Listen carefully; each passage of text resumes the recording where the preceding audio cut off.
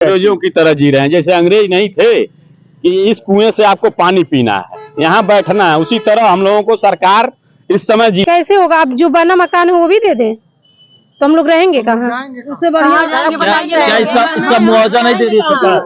मुआवजा उतना नहीं। गीडा क्षेत्र के अंतर्गत आप देख सकते हैं कि जमीनों का अधिग्रहण अपने चरम पर है।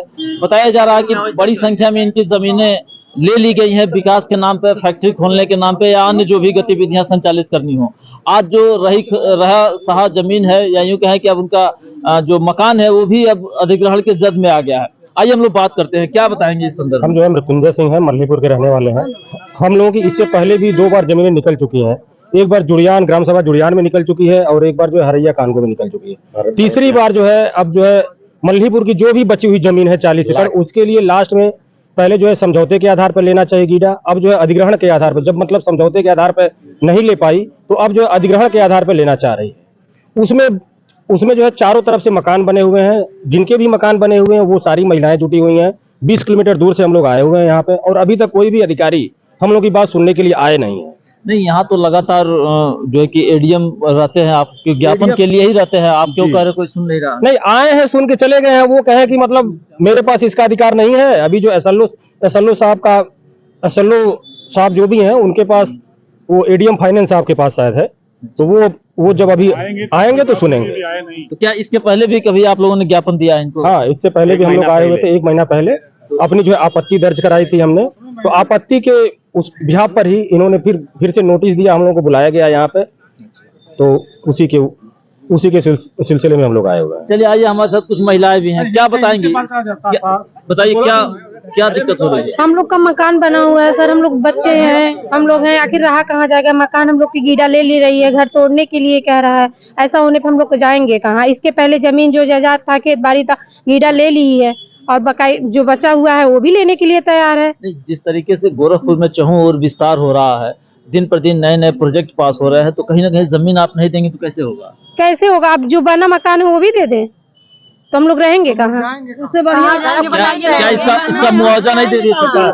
मुआवजा उतना नहीं, हम लोग को मुआवजा नहीं चाहिए, हम लोग को मुआवजा नहीं चाहिए। हम लोग का मकान चाहिए, हम लोग का जमीन चाहिए। अगर आप लोग जबरदस्ती करेंगे तो हम लोग यहाँ पर हत्या कर लेंगे, फिर कहीं जाएंगे नहीं। चलिए, जैसा हाँ, क्या बता रहे हैं आप? हाँ भैया, हम लोगों का जो भी जमीनें थी वो सारी निकल चुकी हैं। अब यही थोड़ी 40 एकड़ की जमीन बची हुई है और इस पर भी अगर ले लिया जाएगा तो हम लोग को तो एकदम अप्रवासी के रूप में रह जाएंगे। हमारे पास ना फिर घर भी हमारा ले ले, जो भी बचा हुआ है वो मकान भी कलर तो ले ही रहा है, जो भी हम लोगों का बचा हुआ है सारा कुछ जमीन ले भैया। यानी कहीं ना कहीं ऐसा लगता है कि सरकार गिद्ध दृष्टि प्रताड़ित कर रही है। जहाँ पे आपत्ति नहीं वहाँ की जमीनें लेना। हम लोगों की तो सारी जमीनें पहले से ली जा चुकी है, अब थोड़ी सी बची हुई है, अगर वो भी ले लेगी तो हम लोग कहाँ पे जाएंगे? यह एक बड़ी समस्या है। आदमी जो पुश्तैनी जमीन है किसी भी तरीके से इकट्ठा की गई है विकास के नाम पे, या यूं कहें कि थोड़े बहुत या जितना भी हो सकता है मुआवजा देकर के जो जमीनों का अधिग्रहण किया जा रहा है, वो कहीं ना कहीं इन नागरिकों को, इन निवासियों को नागवार गुजर रहा है। अच्छा, अगर ये नई बात सुनी जाएगी तो क्या कहेंगे, क्या करेंगे? सभी महिलाएं वहाँ पे आत्महत्या करेंगी। अगर जमीन ले लेगी सरकार तो सारी महिलाएं, बच्चों को लेकर के सारी महिलाएं वहाँ पे आत्महत्या कर लेंगी, लेकिन दूसरे जगह हम लोग नहीं जाएंगे। महंगाई में जाएंगे कहाँ? पूरी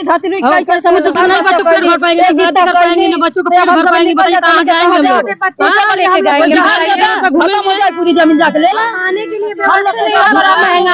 बड़ी बात है ये कि जिस तरीके से कि महंगाई एक समस्या है, इसके अलावा जो जबरदस्ती किया जा रहा है वो इनको कहीं से भी रास नहीं आ रहा है। लेकिन हम लोग अपना मकान नहीं देंगे सर, कुछ भी हो जाएगा, मकान नहीं देंगे। हम लोग छोटे छोटे बच्चे कहाँ लेके जाएंगे? सरकार पूरा हम लोग को मुआवजा दे रहा, थोड़ा सा कह देगा दे रहे, हो गया बस, इससे कहीं काम चलता है? कहीं नहीं का हमारा जो मकान है वो रहना चाहिए। जमीन, हाँ सामने आइए, कितनी जमीन है आपकी? कितनी जमीन, जो जमीन थी खेती की सारी गीडा ले लिया, गीडा जबरन कब्जा कर लिया।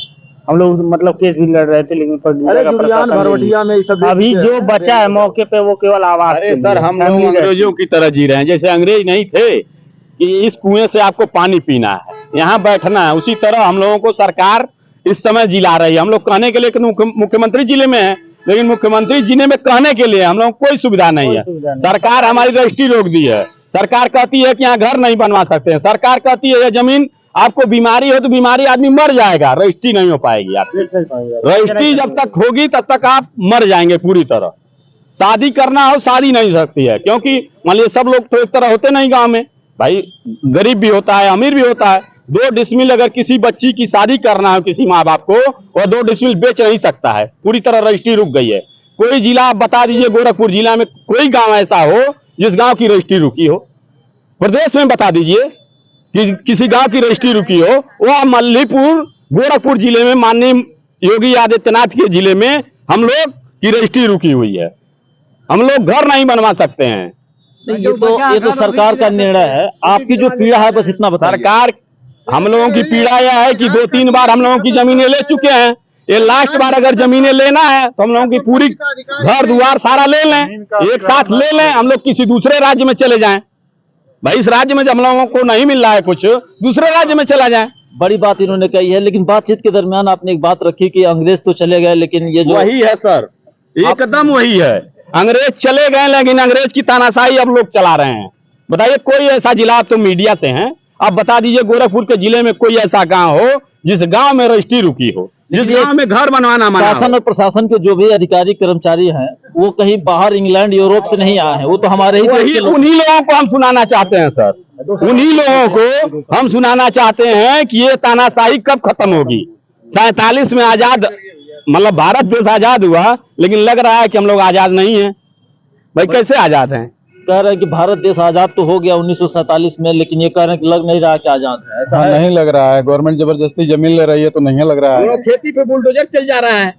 भूमि अधिग्रहण कानून यही बनाए हैं कि बिना सहमति के नहीं लेंगे तो जबरदस्ती वहाँ बुलडोजर चला देंगे, प्रशासन के बल पे जमीन ले लेंगे। हम लोग को वहाँ मकान बनवाना है, गांव से सटे जमीन है, और बात भी नहीं कर रहे हैं। 2 साल से रजिस्ट्री रोके हुए हैं, कोई मर रहा है, किसी को कैंसर हुआ है, कोई रजिस्ट्री नहीं कर पा रहा है, किसी को शादी करना है, अपनी जमीन बेच के करना है।